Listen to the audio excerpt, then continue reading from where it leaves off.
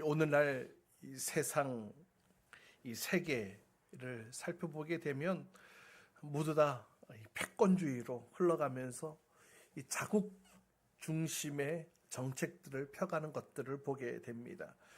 그러면서도 서로에게 영향을 주고 또 영향을 받을 수밖에 없는 그런 국제관계가 여전히 펼쳐지고 있는 것을 보게 되는데요. 아직도 멈추지 않은 이 우크라이나와 러시아와의 전쟁, 이것으로 인해 세계 경제가 휘청거리기도 했죠. 또 그리고 이스라엘과 팔레스타인의 무력 충돌이 계속되어지고 있는 상황 속에 이스라엘이 지금 강행하면서 계속해서 이 전쟁을 해나가고 있는데, 이것이 중동 전체로 또 확산되어지지 않을까 하는 마음에 전 세계가 촉각을 곤두세우고 있는 것을 보게 됩니다. 이렇게 이 땅에 존재하는 모든 나라들은 어떤 나라든지 주변 나라들에게 서로 영향을 받고 살아가게 되어지죠. 상관없이 살아갈 수 있는 나라는 단 한 나라도 없을 것입니다. 대한민국, 우리 조국 대한민국이 처해져 있는 상황도 보십시오. 미국과의 관계는 물론이고요. 또 좋든 싫든 이 중국과의 관계도 또 떼어낼 수가 없을 것입니다. 또 지금 독도 문제, 또 최근에 오염수 방류 문제로 인하여서 더 떠들썩한 이 일본과의 관계도 그렇고요. 또 핵보안과 또 무력 도발로 인해 위협하는 북한과의 관계도 생각해야 하는 것이 바로 국제 관계라고 보여집니다. 오늘 본문에서도 유다와 늘 가까이 있으면서도 갈등했던 또 충돌했던 나라들이 등장하게 됩니다. 바로 모압과 암몬에 대한 멸망을 오늘 말씀 가운데 나타나고 있는데요. 또한 유다와 가까이 있지는 않지만 저 멀리 북쪽에 있는 이 아시리아와 또 이 서남쪽에 있는 이 구스, 에티오피아죠. 이 북아프리카 지역에 대한 멸망에 대한 이야기도 다루고 있는 것을 보게 됩니다. 이렇게 영향을 주고받는 가까운 나라들과 또 멀리 있지만 또 강대국에 의해 또 영향을 주는 강대국이 망하게 되어지는 이런 모습들을 보면 어떻게 이야기할 수가 있겠습니까? 이 판이 뒤집혔다, 이렇게 표현할 수 있을 것입니다. 하나님은 유다의 멸망을 통하여서 유다만 멸망되어지고 끝나는 것이 아니라 세계의 판을 뒤집어 엎으시고 새로운 질서, 새로운 세계를 만들어 가시는 것들을 발견하게 되는데요. 이전까지는 이집트와 아시리아, 즉 이집트와 이 메소포타미아를 연결하는 이 초승달 지역의 이곳이 바로 비옥한 땅이라고 얘기를 하는데요. 이 초승달 지역, 이 비옥한 초승달 지역, 이집트에서 메소포타미아까지 이르는 이 지역이 세계의 중심으로 차지하고 있었습니다. 그런데 하나님께서는 이제 유다에 멸망시키는 이 계기를 통하여서 이 중심을 이제 옮겨 가시는 거예요. 이제 신약 시대를 준비하고 계시는 것인데요. 유다와 주변 나라들이 망하게 되어지고 이후에 바벨론, 그리고 페르시아, 그리고 또 이 알렉산더 대왕에 이르기까지 계속해서 나라가 바뀌어져 가면서 이 초승달 지역은 완전히 폐허가 되어집니다. 그리고 세계 중심은 이제 지중해 쪽으로 흘러가게 되어지는데요. 이 지중해 시대도 마찬가지입니다. 로마 시대가 도달하게 되어지고, 그러나 로마도 곧 망하게 되어지죠. 이슬람 세력이 그 지역을 침략하게 되어지고, 또 이제 새로운 신대륙이 발견케 되어지면서 또 대서양 시대가 열려지게 되는 것을 보게 됩니다. 이처럼 세계의 질서는 영원 불변하지 않고 계속해서 변화되어져 가는 것들을 보게 됩니다. 특별히 오늘 말씀 가운데에서는 하나님께서 세계의 무대를 이제 지중해로 옮겨가시면서 신약 시대를 준비하고 계시는 하나님의 놀라운 계획을 오늘 말씀 가운데 발견하게 되어집니다. 영원할 것만 같았던 이 모든 것들이 다 사라지고 하나님의 계획 가운데 하나님의 새로운 질서가 세워져 가게 되어진다는 것이죠. 이 가운데 교회는 어땠습니까? 새로운 전환기를 맞이할 때마다 새로운 질서에 의해 밀려 사라지지 않았습니다. 그 가운데 교회는 계속해서 새로운 모습 속에 그 중심을 더 깊이 파고들어 새로운 역할을 잘 감당해 왔는데요. 오늘 본문 이 말씀 듣다시피 유다의 멸망만 얘기하고 있는 것이 아니라고 말씀드렸습니다. 결론부터 말씀드리자면 이렇습니다. 세계 강대국은 전부 멸망해도 이 교회는 점점 더 넓은 세계로 뻗어나가 결국 세계의 중심이 된다. 이 말씀을 오늘 이 본문 가운데 내포되어져 있다는 것이죠. 세계 역사 속의 교회는 거대한 세상의 이 흐름 속에 휩쓸려 떠내려가는 것처럼 보여졌습니다. 그러나 그 떠내려가는 그 물줄기가 더 큰 물줄기가 되어지고 더 넓은 물줄기가 되어지고 더 큰 바다가 되어질 때 교회는 그 가운데에 점점 더 세상의 중심으로 흘러가게 되어졌다는 것입니다. 오늘 본문으로 이제 돌아와 봅시다. 오늘 본문에 처음에 등장하는 두 나라 모압과 암몬이었습니다. 모압, 암몬, 이스라엘 중심으로 해서 모압과 암몬이 바로 옆에 붙어있는 옆집과도 같은 이웃 나라들이었죠. 그런데 이 모압과 암몬은 이스라엘에 대한 미움과 증오로 가득했던 것을 보게 됩니다. 오늘 8절 말씀 보세요. 8절 말씀 함께 읽어봅시다. 시작. 모압이 을 퍼붓는 것과 암몬 자손이 악담을 퍼붓는 것을 내가 들었다. 그들이 나의 백성에게 욕을 퍼붓고 국경을 침범하였다. 네, 모압과 암몬 정말로 이스라엘 백성들을 얼마나 그렇게 미워하는지 모릅니다. 욕을 합니다. 또 이스라엘 백성이 잘 되는 꼴을 못 봐요. 그래서 기회만 생기면은 그냥 국경을 넘어서 공격해 오기도 했던 참 불편한 이웃이었습니다. 이 모압과 암몬이 여러분 이스라엘 백성들을 그렇게 미워했던 이유가 무엇인지 아십니까?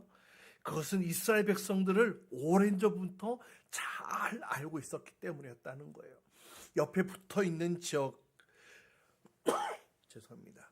이 옆에서 살고 있는 이 이스라엘 백성들을 보니까 똑똑한 백성들도 아니고 잘 나가는 백성들도 아니고 이 땅에서 오랫동안 지냈던 백성들도 아니고 그냥 저 먼 나라 이집트에서 이 포로 생활하다가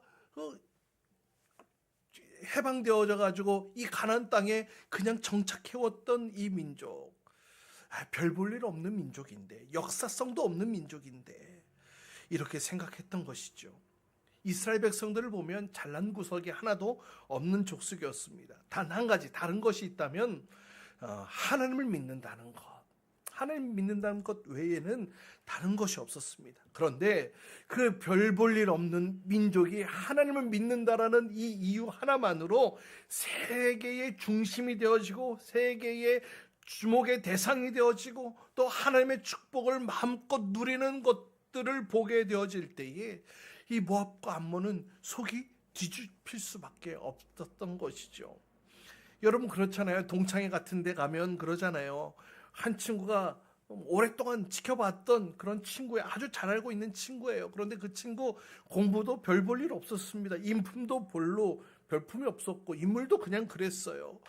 가장 가까운 곳에서 지켜봤던 이 생활의 모습은 엉망이었습니다. 한마디로 그냥 별 볼 일 없는 친구였던 것이죠. 그런데 어느 날 성공했다고 좋은 차 끌고 나타나서 사람들의 이목을 한 몸에 받는다고 독차지한다면 그러면서 수근수근 대죠. 야, 이번에 그 친구 이름이 거론되면서 야, 이번에 그 친구가 이렇게 해가지고 야, 이렇게 성공을 했대. 이러면은 괜히 막 속에서 부하가 치밀어 오르지 않습니까? 야, 쟤 맨날 내 숙제에 베끼어던 놈이 그냥 뭐 하나 잘 돼가지고 저렇게 잘난 척하냐? 꼴 보기도 싫다. 이런 마음이 인간적으로 들 수도 있을 것입니다. 여러분 우리가 서로에 대해서 흉을 볼 때에 그 사람에 대해서 전혀 모르면 사실 흉 볼 일이 없지 않습니까? 그 사람에 대해서 잘 알게 될 때에 그 사람에 대한 흉을 보게 되어집니다. 세상뿐만 아니라 교회 안에서도 마찬가지인 것 같아요. 교회 안에서도 함께 오랫동안 함께 신앙생활 해온 성도들 간에 이러한 일들이 얼마나 많이 일어나는지 모릅니다. 문제는요, 서로 너무나 잘 알아서 그래요. 집안에 숟가락이 몇 개나 있는지 너무나 잘 알아서 그런 것 같아요. 그런데 이런 일들이 교회 전체 분위기를 망가뜨리게 됩니다. 자, 오늘 이스라엘을 미워하는 이 모압과 암몬, 이 모압과 암몬이 깨닫지 못했던 한 가지가 있었는데요. 그것이 무엇이었느냐 하면 여러분 잘 들어보세요. 하나님께서 이 형편없는 이스라엘 백성, 아주 형편없는 민족을 축복하실 때에 이 다른 민족들도, 그러면 하나님께서 다른 민족들도 그들처럼 하나님께 나아가기만 하면, 하나님을 신뢰하기만 하면, 하나님을 믿기만 하면 그렇게 똑같이 복을 받을 수 있겠구나, 이 사실을 깨닫지 못했다는 거예요. 이스라엘 백성들, 그들 보기에는 별 볼 일 없는 민족이었습니다. 그렇다면 하나님을 믿었기 때문에 저들이 저러한 복을 누릴 수 있었구나라고 이들이 깨달았다면, 이들 역시 더 이상 이스라엘 백성들을 탓하고 미워하고 그러지 않고 그래, 나도 그럼 그 하나님을 나도 믿겠어라고 하나님 앞에 나아가는, 결국 하나님 앞에 아름답게 세워지는 복받는 백성이 되지 않았을까 생각되어집니다. 그러나 그들은 정작 자신들은 하나님께 나아가지도 않으면서 하나님께 나아감으로 복을 누렸던 백성들을 그토록 미워했던 것입니다. 디모데전서에 보면 사도 바울이 이 사실을 아주 잘 알고 있었는데요. 디모데전서 1장 15절 16절 말씀 우리 같이 함께 읽도록 합니다. 함께 읽어봅니다. 시작. 그리스도 예수께서 죄인을 구원하시려고 세상에 오셨다고 하는 이 말씀은 믿음직하고 모든 사람이 받아들일 만한 말씀입니다. 나는 죄인의 우두머리입니다. 그러나 하나님께서는 나에게 자비를 베푸셨습니다. 그 뜻은 그리스도 예수께서 끝없이 참아주심에 한 사례를 먼저 나에게서 드러내 보이심으로써 앞으로 예수를 믿고 영생을 얻으려고 하는 사람들의 본보기로 삼으시려는 것입니다. 여러분, 사도 바울이 어떠한 사람이었습니까? 교회를 핍박하던 사람이었습니다. 예수 믿는 사람들을 잡아다 감옥에 쳐넣는 사람이었습니다. 그렇게 예수 믿는 사람들을, 교회를 그렇게 심하게 핍박했던 바울, 그 바울을 하나님께서 높이 들어 사용하신 것, 그에 대한 이야기를 하고 있는 건데요. 그렇다면 핍박하던 자들까지도 하나님께서 이렇게 사용하신다, 높이 들어 사용하신다라는 것을 통해 우리가 무엇을 깨달을 수가 있는 것입니까?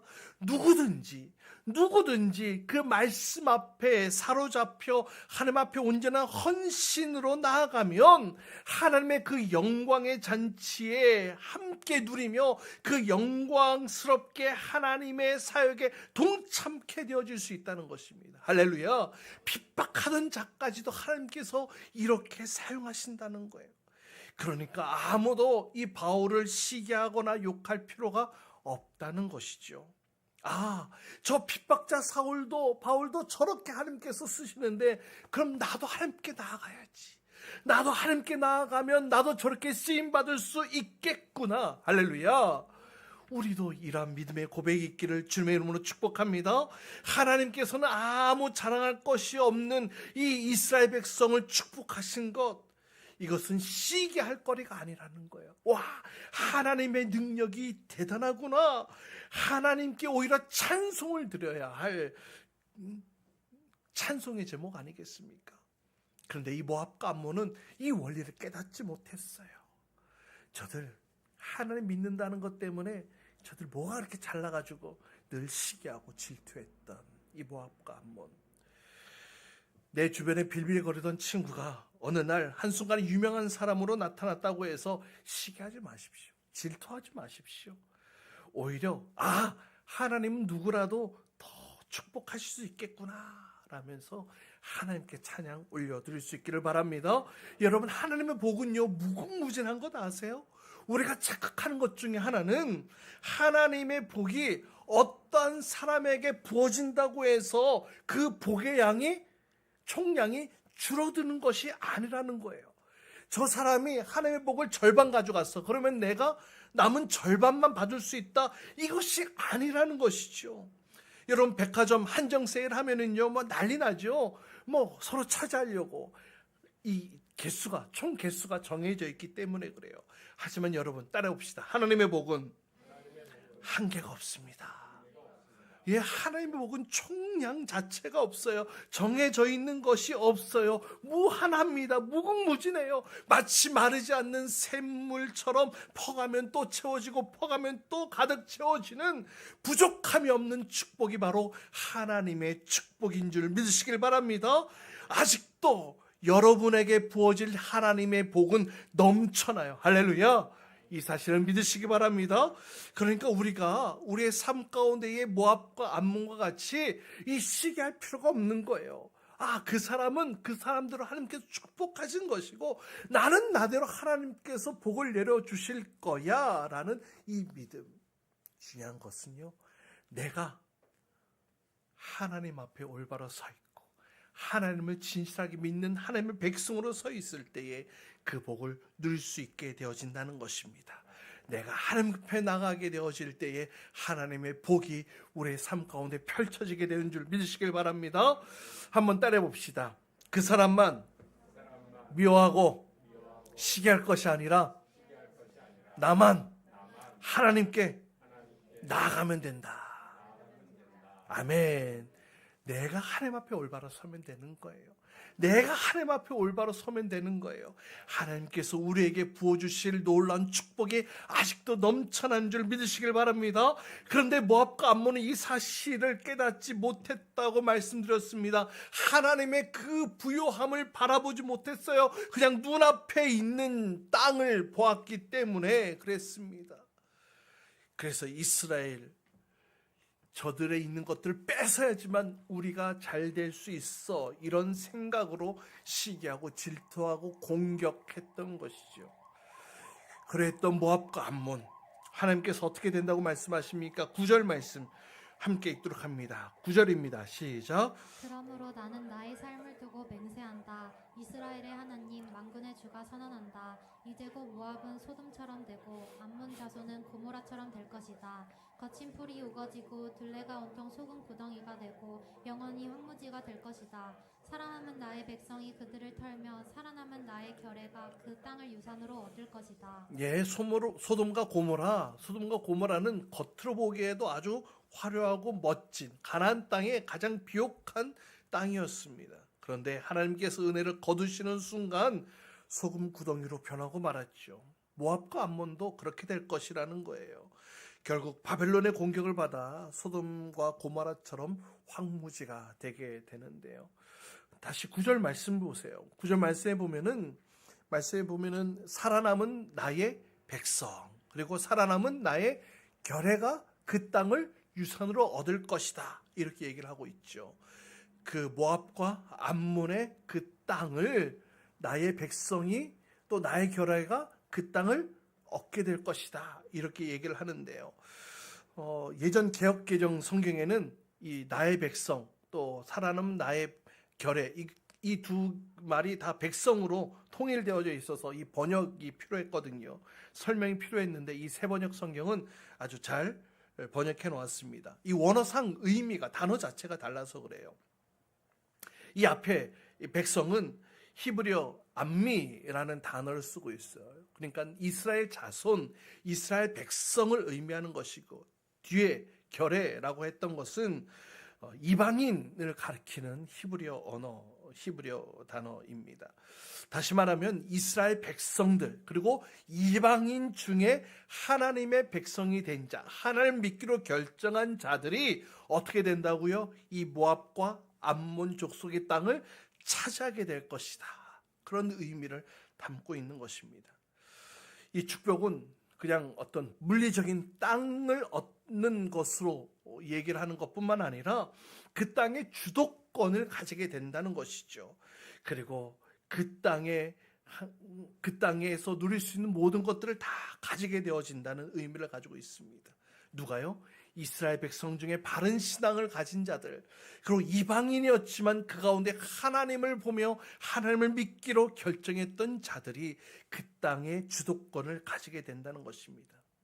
하나님은 보잘것없는 사람들을 존귀하게 하셨고, 또 이를 본 다른 민족들 중에 자신의 자존심을 다 내려놓고 이스라엘 백성을 바라본 것이 아니라 이스라엘 백성과 함께 하시는 그 하나님을 바라보았던 사람들, 바로 그들이 이 땅을 차지하게 된다, 이렇게 말씀하고 있는 것이죠. 뿐만 아닙니다. 이집트와 아시리아가 가지고 있었던 그 당시에 이 세계의 주도권 역시 흘러가게 되어진다 말씀하고 있는 것입니다. 누구에게요? 하나님을 믿는 백성들에게. 물질적인 축복, 또 학문의 축복, 경제적인 축복까지도 넘겨받게 되어진다는 것입니다. 사랑하는 여러분, 나의 자존심, 나의 교만함 버리고 올바른 신앙을 소유하고자 몸부림침으로 이 놀라운 축복의 주인공들 되시기를 주님의 이름으로 축복합니다. 복음은 세상을 바꿔놓습니다. 이것은 우리나라뿐만 아니라 전 세계 역사 가운데에 증명되어져 있는 거예요. 이 사람은 늘 이 새로운 환경에 도전을 받게 되어지죠. 이 도전을 받지 않으면 이 도태되어지기 마련입니다. 사람은 도전을 받으면서 적응력도 커지고 또 그에 적응하면서 또 성장하고 또 발전하게 되어지죠. 근데 여러분, 이 환경의 도전보다 더 큰 도전이 바로 이 복음의 도전인 줄 믿습니다. 이 복음의 도전은요, 단순하게 삶을 변화시키는 것이 아니라 이 생활 전부, 그리고 이 사고의 전부를 다 뜯어 고치는 능력이 있는 줄 믿습니다. 그래서 이 유명한 역사학자 아놀드 토인비는 이렇게 얘기를 합니다. 제가 이번에 그리스 지역을 다녀오면서 가는 곳곳마다 회색 도시였고 굉장히 고대 도시라고 했는데 돌무더기들을 쳐다보았고 그러더라고요. 그리스를 갔다 오면 돌무더기에서 돌무더기만 보고 온다고 그렇게 얘기를 하던데요. 정말로 화려했던 그 헬라 문명이 다 사라지고 무너져 내렸던 그 돌무더기만 보았는데요. 아놀드 토인비가 이런 얘기를 했습니다. 그리스 문명의 몰락을 살펴보면서 이 복음의 도전을 거부한 데에 바로 그 원인이 있다, 이렇게 얘기를 했었는데요. 저도 동일하게 그러한 감정으로 여행을 했던 기억이 있습니다. 다시 말하면 사도 바울이 전했던 그 복음에 대해 올바로 반응하지 못했다라는 것이죠.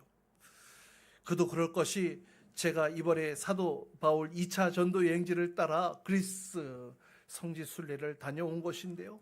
가는 곳곳마다 다 무너져 내려 있었고, 가는 곳곳마다 다 폐허가 되어져 있었고, 모든 것들이 그렇게 무너져 내려져 있던 것들을 보게 되어졌습니다. 바울이 전한 복음에 반응하지 않았기 때문에 몰락했던 것이 아닌가. 여러분, 10절, 11절 말씀 또 함께 읽도록 합니다. 10절, 11절 시작. 이것은 그들이 거만했던 것에 대한 보복이다. 그들이 만군의 주님의 백성에게 욕을 퍼부은 탓이다. 주님께서 땅의 모든 신을 파멸하실 때에 사람들은 주님이 무서운 분이심을 알게 될 것이다. 이방의 모든 섬 사람이 저마다 제 고장에서 주님을 섬길 것이다. 자, 기독교를 전혀 알지 못하는 사람들이 교회를 무시하고 업신여기는 것이 아닙니다. 기독교를 어느 정도는 알고 있는데 그 안에 들어가 그 안에 누릴 수 있는 하나님의 영광, 또 하나님의 은혜, 하나님의 부요함, 하나님의 이 풍성함을 보지 못하고 그냥 모여있는 인간들의 껍데기만 보고 실망한 사람들이 무시하고 업신여기는 겁니다. 그래서 교회에 온 사람들 가운데 처음 온 사람보다도요, 어느 정도 교회를 다녔다고 하는 사람들이 교회에 대해서 더 비판적일 때가 더 많은 것을 보게 됩니다. 그냥 모여있는 인간들의 모습만 보았기 때문이라는 것이죠. 그러나 조금 더 깊이 들어가서 그 안에 들어있는 하나님의 부요함과 하나님의 풍성함과 하나님의 그 놀라운 은혜를 경험하게 되어진다면 전혀 다른 고백을 하게 되어질 것입니다. 여러분, 우리가 우리의 VIP들을 초청했을 때에 그냥 이 자리에 오게 하는 것으로 끝나는 것이 아니라 그 하나님의 풍성함의 깊이가 얼마나 놀라운지를 우리가 우리의 삶으로 그들에게 전달하고 알리고 증거하며 나타내야 할 줄 믿습니다. 그래서 그들도 그 하나님의 풍성함 가운데 들어올 수 있도록 바로 이것이 우리에게 주어진 사명인 줄 믿습니다. 이 모압과 암몬, 하나님의 백성들을 회방하면서 스스로 자신들을 높이며 교만해진 것은 이 인간적인, 이스라엘의 인간적인 면만 보았기 때문에 그랬습니다. 하나님 안에 누리는 그 부유함과 풍성함을 보지 못했기 때문에 그들을 끊임없이 걸고 넘어졌던 것입니다. 결국 겉모습만 보고 실망하며 떠나갔던 이들의 결말은 심판이라고 오늘 말씀은 얘기를 합니다. 어쩌면 세상에서 가장 불행한 사람은 이 교회 안에 깊이 들어오지 못하고 그냥 피상적으로만 이 기독교를 접한 사람들이지 않을까, 이런 생각을 해보게 됩니다. 오늘 본문 말씀 보면 11절 말씀 보면 이방 모든 섬 사람들이 저마다 제 고장에서 주님을 섬길 것이다, 이렇게 얘기를 하잖아요. 오히려 이방 섬 사람들이 여호와를 받아들이게 될 것이다. 순수하게 그냥 그 하나님의 그 깊으심을 바라보는 자들이, 하나님의 그 위대함을 발견한 자들이, 하나님의 그 풍성함을 발견한 자들이, 하나님을 섬기는 자들이 그 축복에 동참하게 될 것이다. 할렐루야.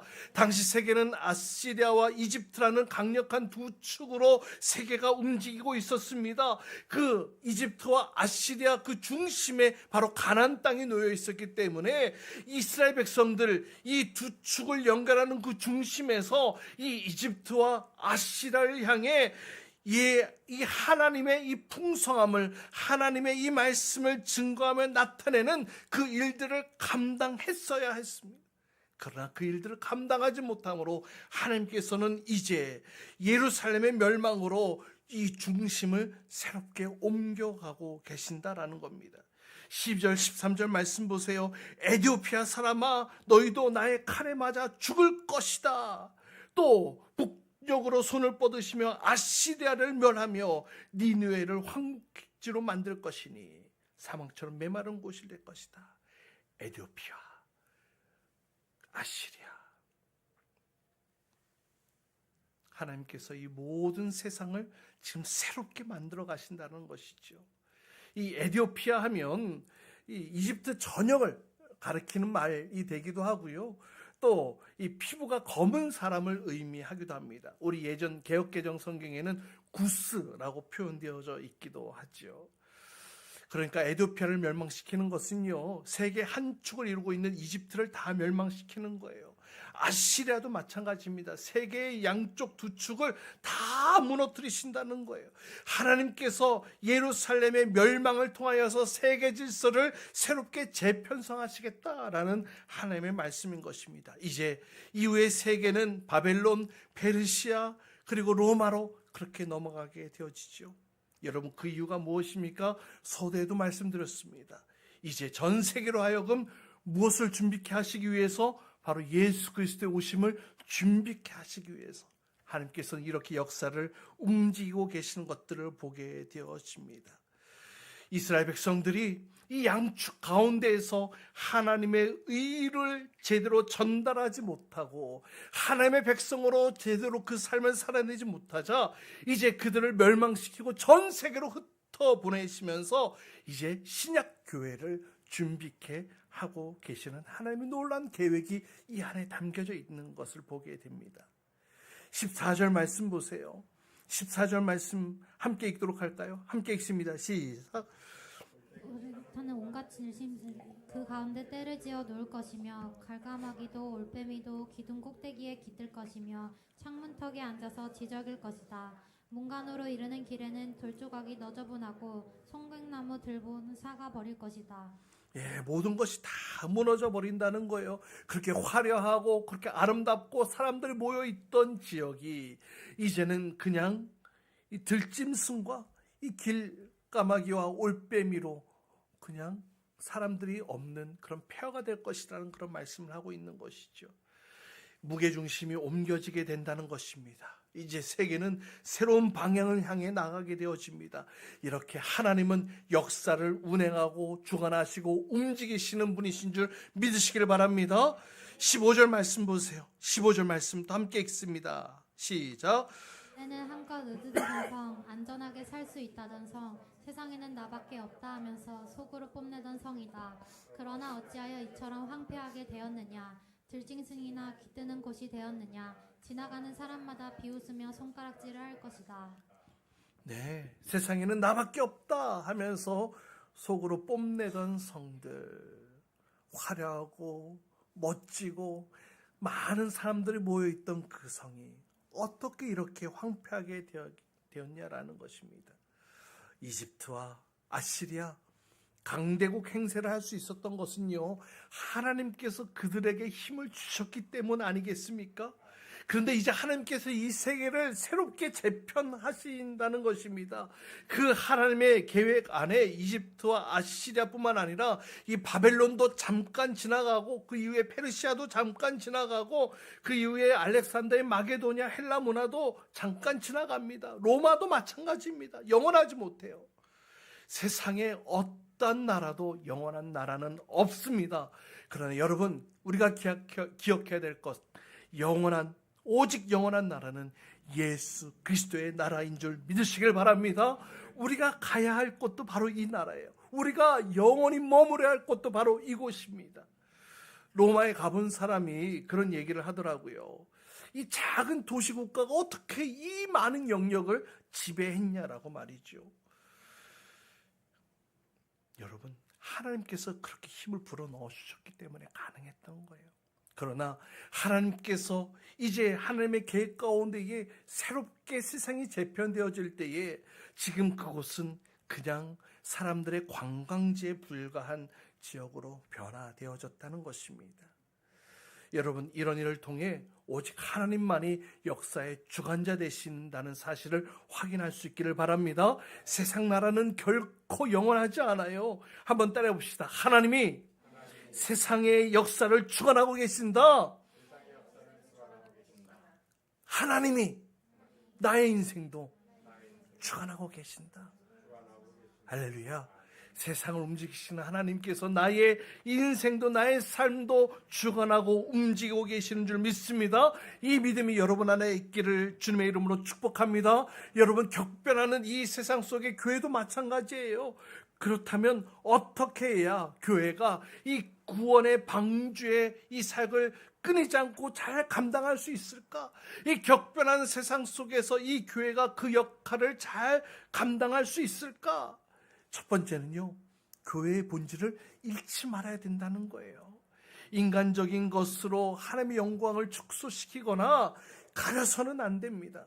늘 하나님 앞에 무릎 꿇고 나의 생각, 또 나의 판단, 세상적인 처세술이 아닌 하나님 앞에서 새로워져야 될 생각으로 그 말씀 앞에 서야 할 줄 믿습니다. 무엇이든지 요구하는 대로 하나님의 말씀 앞에 순종하는 자세, 이 교회의 본질이 바로 그것이라는 것입니다. 지금 세계는 여러 가지 이슈들로 뜨겁게 불타오르고 있는데요, 그 가운데 하나님께서 나에게 요구하시는 것이 무엇인지, 또 내가 내려놓고 버려야 할 것은 무엇인지 생각하지 않으면 순식간에 세계 중심은 흘러가 버리고 말아요. 요즘 나중에 깃발 들면서, 여러분, 여기가 한국의 옛날에 이 10,000명이 넘게 다녔던 이 교회 예배당이랍니다. 근데 지금은 박물관으로 바뀌어졌습니다. 여러분, 이런 일 일어나면 안 되지 않겠습니까? 지금 유럽의 여러 큰 교회들이 그냥 관광지가 되어져 버렸습니다. 바라기는 우리에게 주신 이 복음의 본질, 이 교회 본질을 우리가 잃지 않고 나가게 되어질 때에 이 예배당은 복음을 전하며 영원권하여 제자 삼는 그 본연의 역할을 끝까지 잘 감당하게 되어질 줄 믿습니다. 두 번째는요, 교회의 정체성을 분명히 해야 되는 것입니다. 이 교회는요, 사람들이 그냥 모여서 함께 지내는 그런 문화적인 공간이 결코 아닙니다. 친목 도모하는 곳이 아닙니다. 교회는요, 예배하는 곳입니다. 하나님을 영화롭게 하는 곳입니다. 하나님의 뜻을 이루어가는 공동체인 것입니다. 또 죄인들을 치료하며 또 죄인들을 주님 앞에 불러오게 하는 그런 병원과도 같은 역할을 해야 되는 곳입니다. 그래서 교회를 세상 가운데 보내신 거예요. 저 산속에 아무도 찾지 않는 곳에, 그런 곳에 보내신 것이 아니라 세상 가운데 교회를 두신 이유가 바로 여기에 있습니다. 여러분, 교회가 바로 이 교회의 정체성을 분명히 해 나갈 때에 하나님께서 우리의 삶 가운데 계속해서 우리에게 주님의 일을 맡겨주실 줄 믿습니다. 세 번째는요, 교회는 진리를 풍성하게 밝히는 곳이 되어야 한다는 것입니다. 예배 때마다 성령의 역사가 흘러넘쳐서 우리의 상한 심령이 새롭게 되어지고 고침받게 되어지고 회복해 되어지는 놀라운 역사들이 일어나야 할 줄 믿습니다. 여러분, 말씀의 역사가 풍성하게 나타나게 되어지는 곳이 바로 세계의 중심이 되어질 것입니다. 할렐루야. 이 나라 이 백성, 일본의 압제하에 또 동족 간의 전쟁으로 비극이 일어났던 세계 구호 대상, 세계 모든 NGO 단체들이 이 땅에 와서 먹을 것 주고 입을 것 주고 했던 그 나라가 불과 반세기 만에 다른 어려운 나라들을 돕는 나라가 되지 않았습니까? 세계 역사상 이런 나라가 없다고 얘기를 합니다. 구호받던 나라가 반세기 만에 구호하는 나라가 되어졌던 것. 여러분, 이것 안에는 복음의 역사가, 복음의 영향력이 있기 때문에 그런 줄 믿으시길 바랍니다. 교회마다 십자가의 불을 밝히고 복음의 불을 지펴나갔던 이 대한민국, 그렇게 하나님께서 이 나라 이 백성을 사용해 주셨어요. 이 촛대가 넘어가지 않도록 우리가 이 교회의 본질을 계속해서 끊임없이 교회 안에 진리를 밝혀내는 그 일들을 감당해야 될 줄 믿습니다. 여러분, 이 세계가 요즘 너무나 흔들리고 있잖아요. 왜 그런지 아십니까? 하나님께서 새로운 판을 지금 짜고 계시는 것은 아닐까, 이런 생각을 해보게 됩니다. 여러분, 하나님이 움직이시는 이때에 하나님이 새롭게 만들어 가시는 그 세계 안에 우리가 그 말씀 앞에 앞장서서 하나님 앞에 하나님께서 아름답게 쓰여지는, 또 쓰임받는 그런 주의 백성들 되어야 되지 않겠습니까? 하나님께서 새로 펼치시는 그 새로운 판의 주인공이 되어지는 저와 여러분 될 수 있기를 주님의 이름으로 축복합니다. 우리가 기도에 앞장섭시다. 기도를 왜 해야 됩니까? 하나님 주시는 그 소식을 가장 먼저 들을 수 있기 때문에 아닙니까? 남이 잘 된다고 시기, 불평, 질투하지 마십시오. 또 우리 자신이 바울처럼 헌신하게 되어질 때에 하나님께서 준비하신 그 놀라운 복음의 축복을 우리에게 더해 주실 것을 믿음으로 우리의 발걸음을 내딜 수 있기를 주님의 이름으로 축복합니다. 내 안에 살아있는 이 진리를 전하고 나누고 그것을 증거할 때에 하나님께서는 우리를 들어 사용하실 줄 믿습니다. 사랑하는 여러분, 이제 다음 주 VIP 초청 잔치를 앞두고 있습니다. 우리에게 주신 것이 무엇입니까? 바로 이 복음의 열정인 줄 믿습니다. 나의 사랑하는 가족에게, 친구에게, 이웃에게 이 복음을 증거하며 나누는 것, 바로 그것이 그들에게 주는 최고의 선물이 되어질 것입니다. 그의 인생을 바꾸는 계기가 될 것입니다. 그의 영혼이 새롭게 되어지는 기회가 될 것입니다. 여러분, 포기하지 마시고 이번 한 주간 여러분의 VIP 찾아가서 만나시고 또 그들의 필요를 채우시고 또 초청장을 건네주시면서 예수 그리스도를 소개합시다. 그리고 우리에게 주어진 이 복음을 그들에게 나누는 복된 이번 한 주간 될 수 있기를 소망합니다. 하나님께서 새롭게 펼쳐가실 그 새로운 판에 하나님 앞에 하나님의 그 역사의 주인공으로 서 계시는 저와 여러분 될 수 있기를 주님의 이름으로 축복합니다. 아멘. 우리 같이 함께 시간 찬양하기를 원하는데요.